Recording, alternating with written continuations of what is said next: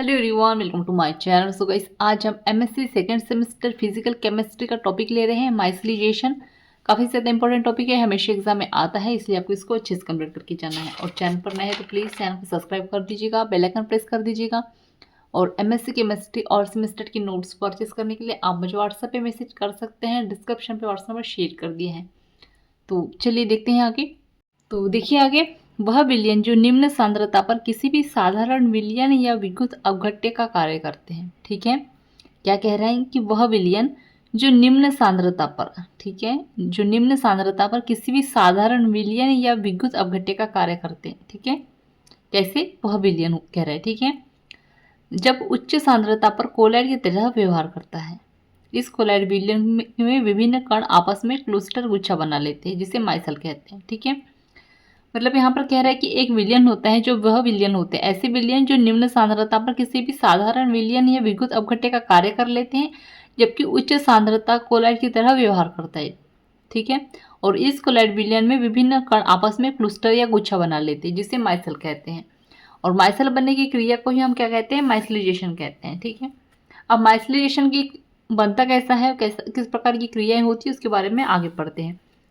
तो इसमें माइसिलेशन कहते हैं, माइसिलेशन के बारे में जानेंगे आगे। तो माइसेल बनने की क्रिया को माइसिलेशन कहते हैं। ठीक है, जब विलयन की सांद्रता निम्न होती तो यह विलयन विद्युत अपघट्य का कार्य करता है। ठीक है, क्या कह रहे हैं यहाँ पर, जब विलयन की सांद्रता क्या होगी, निम्न होगी, तो यह विलयन विद्युत अपघट्य का कार्य करेगा, क्योंकि इस विलयन को कणों का आकार 1 एंगस्ट्रॉन से छोटा होता है।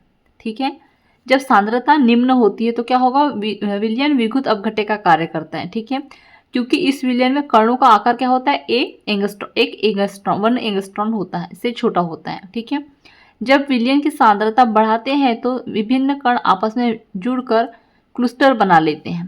क्लस्टर यानी गुच्छा बना लेते हैं। आ रहा है समझ में, क्या कह रहा है, जब विलयन की सांद्रता, जब विलयन की जो सांद्रता बढ़ेगी तो इनका आकार भी बढ़ेगा।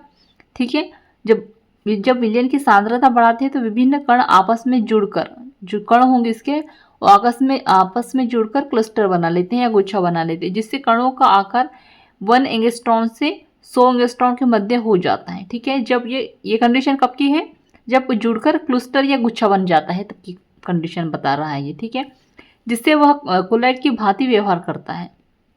ठीक है, फिर वो क्या होता है, विलयन क्या कहता है, जिससे वो जो विलयन होगा वो क्या करता है, कोलाइड की भांति व्यवहार करता है। जिस सांद्रता पर माइसेल का निर्माण होता है उसे क्रांतिक मिशेल या सांद्रता क्रिटिकल मिशेल कौन कहते हैं। ठीक है, आ रहा है समझ में।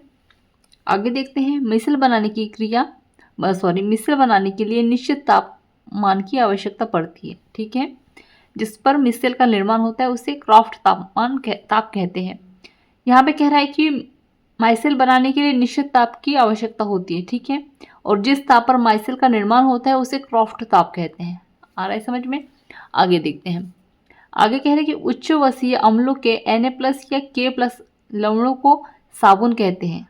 ठीक है, इसमें उच्च वसीय अम्लों के Na+ या K+ लवणों को साबुन कहते हैं। और सामान्य साबुन सोडियम स्टीयरेट होता है, जिसका सूत्र C17H5COO Na होता है। इसके लिए क्रांतिक मॉइस्चर सांद्रता का मान 3 × 10⁵ m प्रति लीटर होता है।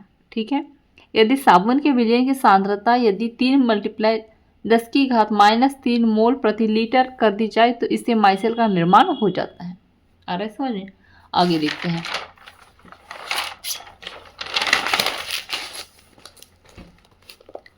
अब स्ट्रक्चर ऑफ माइसेल का देखते हैं। तो साबुन की संरचना के 2 भाग होते हैं जो निम्न प्रकार से होते हैं। तो फर्स्ट है हाइड्रोकार्बन पास्ट। तो इसके कुछ टॉपिक दिए गए हैं, पॉइंट दिए गए हैं। तो इस भाग को टेल पॉट कहते हैं। ठीक है, यह भाग अध्रुवीय होता है, यह भाग जल में अविलय होता है, यह प्रतिकर्षी भाग होता है, जल प्रतिकर्षी भाग होता है, तेज आकर्षी भाग होता है, यह तेल में विलयशील होता है। ठीक है, सेकेंड नंबर में है फंक्शनल ग्रुप पार्ट। इस भाग को हेड पार्ट भी कहते हैं। यह भाग ध्रुवीय होता है, यह भाग जल में विलयशील होता है, यह भाग आकर्षी भाग होता है, यह जल आकर्षी भाग होता है, यह भाग तेल प्रतिकर्षित भाग होता है, यह तेल में अविलय होता है, ठीक है। और यहाँ पे किस तरह से डायग्राम दिया है, COO माइनस और Na+, ठीक है, हेड पार्ट, ठीक है, और टेल पार्ट इस तरह से होता है। फिर आगे देखते हैं, जल साबुन के विलय की सांद्रता CMC के बराबर या अधिक की जाती है, ठीक है। क्या कह रहे हैं यहाँ पे, जो जल साबुन का जो विलयन होगा उसकी सांद्रता का CMC के बराबर या अधिक की जाती है, तो हेड भाग जल में आकर्षित होता है तथा कई अणुओं के टेल पार्ट होते हैं जो जल योजित होते हैं। अब इस प्रकार एक क्लस्टर का निर्माण होता है, क्लस्टर यानी गुच्छा, तो गुच्छे का निर्माण होता है जिसका आकार कोलाइड कण के समान हो जाता है और माइसेल का निर्माण हो जाता है यहाँ पे, ठीक है। मतलब ये जो गुच्छा जो होता है यहाँ पे, उसी को हम क्या कहते हैं, माइसेल कहते हैं, ठीक है। उस गुच्छे को ही हम क्या कहते हैं, माइसेल कहते हैं। अब यहाँ पे देखिएगा ये किस तरह से होता है, ये माइसेलाइजेशन इस तरह से होता है, हेड पार्ट, ये टेल पार्ट, ठीक है। कपड़े धोने के दौरान तेल या माइसेल का निर्माण होता है। कपड़ों पर तेल की बूंद लग जाने पर उसे साबुन से हटाई जा सकती है। साबुन का हाइड्रोकार्बन का भाग तेल की बूंद को अपनी ओर आकर्षित करते हैं जिससे तेल मिश्रण का निर्माण होता है। अब यहाँ पे देखिएगा, हम फर्स्ट है तेल की बूंद, ठीक है, कपड़ा, तेल की बूंद, साबुन, कपड़ा, और इस तरह से ऑयली माइसेल, और ये कपड़ा इस तरह से अलग हो जाएगा, ठीक है। जब इसमें साबुन लगेगा तो क्या होगा, देखिएगा यहाँ पे जो साबुन, यहाँ पे साबुन लगेगा तो ये ऑयली माइसेल अलग हो जाएगा और ये कपड़ा अलग हो जाएगा। आ रहा है समझ में? तो इस तरह से ये प्रोसेस होती है। तो यहाँ पे जो है हमारा टॉपिक एंड होता है गाइस। सो आई होप आपको अच्छे समझ में आ गया होगा। सो प्लीज़ चैनल को सब्सक्राइब कर दीजिएगा, बेल आइकन प्रेस कर दीजिएगा, और MSc केमिस्ट्री ऑल सेमेस्टर के नोट्स परचेज करने के लिए आप मुझे व्हाट्सएप में मैसेज कर सकते हैं, डिस्क्रिप्शन में व्हाट्सएप में शेयर कर दिया है। Thank you.